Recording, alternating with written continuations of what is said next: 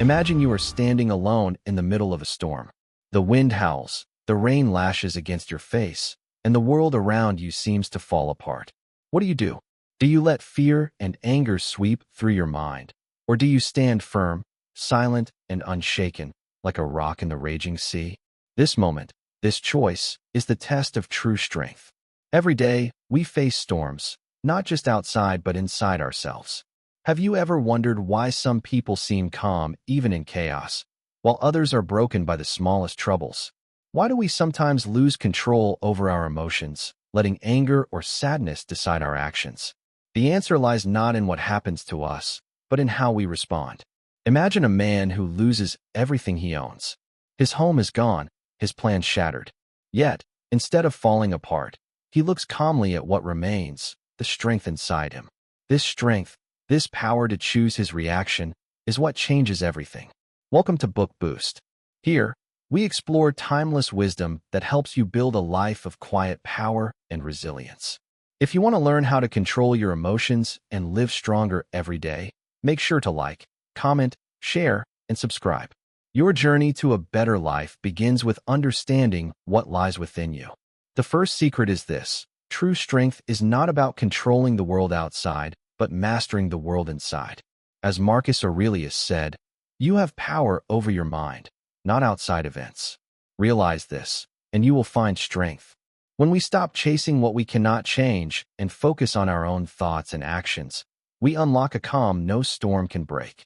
This calm is not weakness. It is a silent power that grows in the darkest moments. It teaches us that emotions like anger or fear are not commands. They are signals we can choose to listen to or ignore. Overcoming destructive emotions means practicing self-control every day, not by ignoring feelings, but by understanding and guiding them. Together, we will explore how to build this inner fortress, how to stand unshaken when the world tries to tear us down. This is not an easy path, but it is the path to a life lived with true freedom and peace. Please drop down your one thought on believe in yourself in the comments. Your voice matters here. And don't forget to subscribe to Book Boost for more wisdom to strengthen your mind and spirit. Endure, resist, transcend. There is a moment, often quiet and unseen by others, when life pushes us hard. A sudden loss, a sharp word, an unexpected failure. These moments ask us one thing: will you break, or will you endure? To endure is not to suffer in silence, but to stand firm in the face of what threatens to tear us apart. It is the first step toward true freedom. Imagine a tree in the middle of a harsh winter. The cold bites, the wind howls, and the branches may shake and bend. Yet, the tree does not fight the wind by moving against it. It resists by standing strong, rooted deep beneath the frozen ground.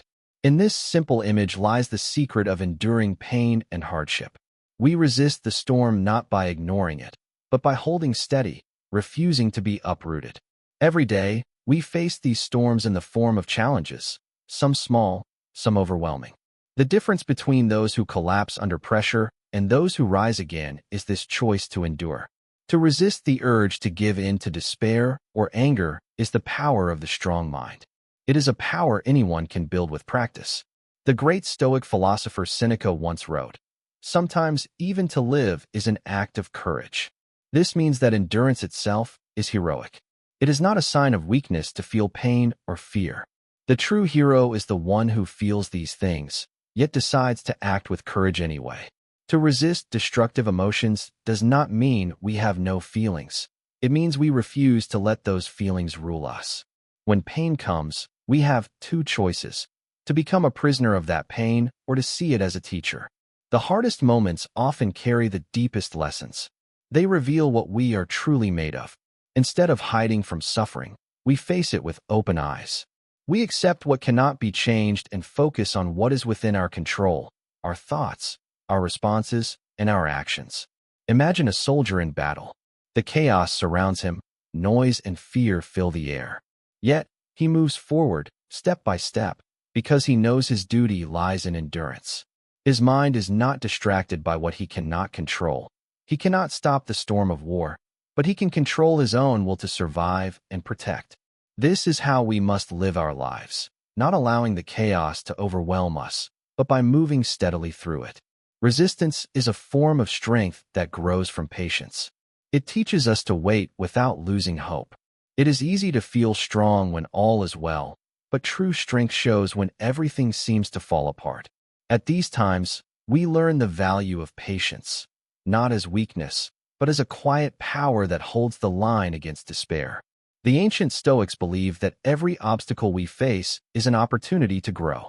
Epictetus said, "The impediment to action advances action. What stands in the way becomes the way." This means the very things that block us become the path we must take. The pain, the setbacks, the losses, they are not just barriers, but stepping stones. Each one helps us become stronger, wiser, and more resilient. Resisting destructive emotions means we see beyond the moment's pain. Anger, jealousy, sadness, they are natural, but they cloud our judgment and steal our peace. When we learn to resist these emotions, we gain clarity. We can see situations as they really are, not colored by fear or hate. This clear vision is the beginning of wisdom. Endurance also requires humility. We must accept that some things are beyond our power. Trying to control what cannot be controlled only leads to frustration. Instead, we turn inward, focusing on what we can change: our thoughts, our attitude, our actions. This shift is not defeat, but victory over the illusion of control. To transcend our suffering, we must first endure it fully. To run away from pain is to give it power over us. But to face pain, to stand in it without being broken, is to weaken its hold. The mind that endures and resists becomes free. It no longer bows to every passing emotion or circumstance. There is a quiet dignity in this freedom, a strength born from the deep knowledge that we control nothing but ourselves.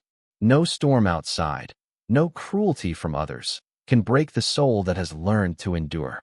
This soul is like the rock standing firm through the storm, unshaken because it rests on a foundation that no wind can move.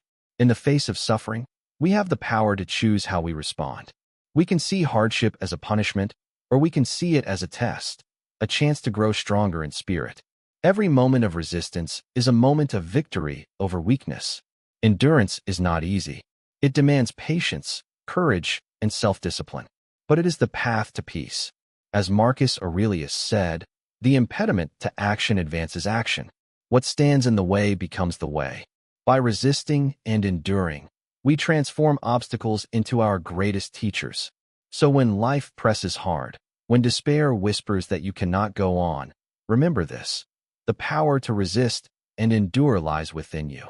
It is the strength of your inner fortress, the silent voice that says, "I will not be broken." And in that voice, you find a freedom deeper than any storm, a light that no darkness can extinguish. This is the second secret: endure, resist, transcend. It is the path to becoming unshakable in a world that will always try to move you. The power is yours to claim. The virtue hidden in pain. Pain is a strange teacher. It doesn't use gentle words. It doesn't knock before entering. It crashes into our lives when we least expect it.